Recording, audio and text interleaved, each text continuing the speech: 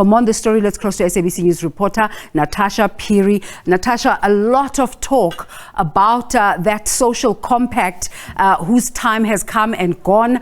Are we expecting to hear anything about this in this meeting?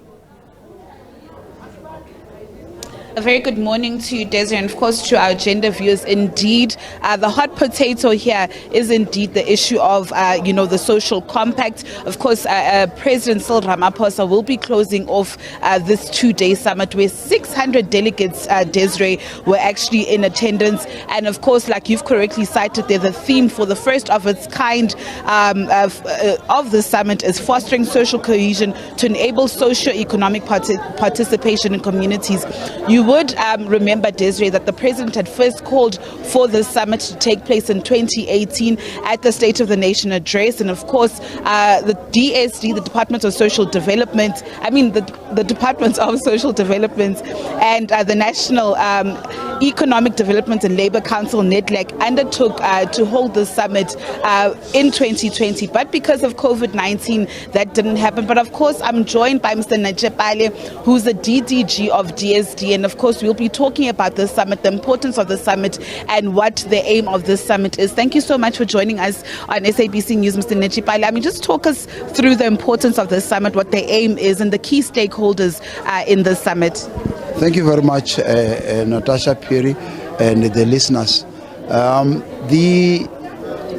This Presidential Social Sector Summit has been announced by the President in his 18th State of the Nation address, and even followed by the 2022 February Station of the Nation address, that we should have a summit, a consultative forum between the civil society organization and the state.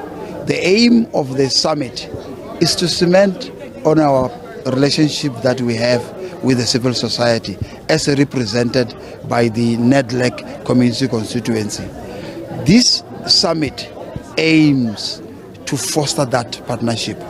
It aims also to work some resolutions towards the development of the social compact that this president has pronounced, that there shall be a social compact that must be signed between the civil society and the state, which focuses on variety of issues. So today, this summit takes place here as is the last day of the summit. There has been provincial dialogues that becomes the building blocks towards the summit itself. What is going to come out of here today is the framework agreement that is going to be signed between the state and the civil society organization. That framework agreement will then feed into the social compacting that is underway. It hasn't been finalized as such. What we are looking at, the summit is organized in terms of different themes: resource mobilization, fragmented regulatory framework, transformation, job creation, and the issue of capacity support for the civil society, and lastly, the role of civil society in developing the community.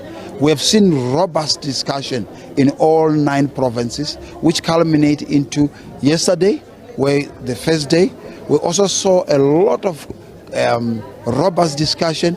Very positive issues are coming in terms of how the civil society need to take part in delivering services, taking part in addressing issues that are within community. You will know very well in the country there's so many issues that are taking place. And talking about issues that are taking place in the community, we engaged Minister Zulu about this very issue that I'm going to ask you about last week, Saturday. We saw there the violation of young women from Alexandra Township by alleged, foreign nationals, where they were violated, they were raped.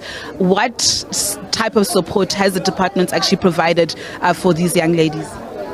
The Department of Social Development, as it stands, it has got a vision as a caring department.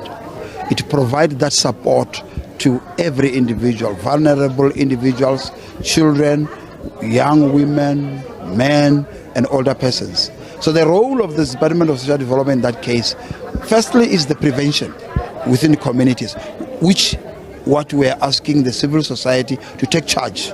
Issue of community taking their responsibility within communities and don't harbor criminals and other issues. Secondly, they provide psychosocial support.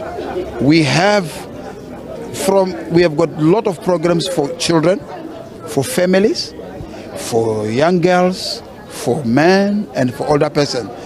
With regard to the specific incidents, the department was there, went to the families to provide the psychosocial support, the counseling, and also victim empowerment programs. And where it is necessary and people cannot cope, they are taken into the centers. For example, like in the issues of GBV, they will be taken to the centers. Mr. Najipal, unfortunately, I'm going to have to leave it there. We will have this conversation a bit later on. But thank you so much for your time. Of course, Desiree, that was Mr. Najipal. We were supposed to actually have a conversation with the DG, Linton Mkhunu of DSD. But of course, he had to receive the President. President Cyril Ramaphosa is here, being received by the Minister. And of course, they will be addressing delegates in no time. With that said, it's back to you in studio. Natasha Phiri, thank you so much for that update.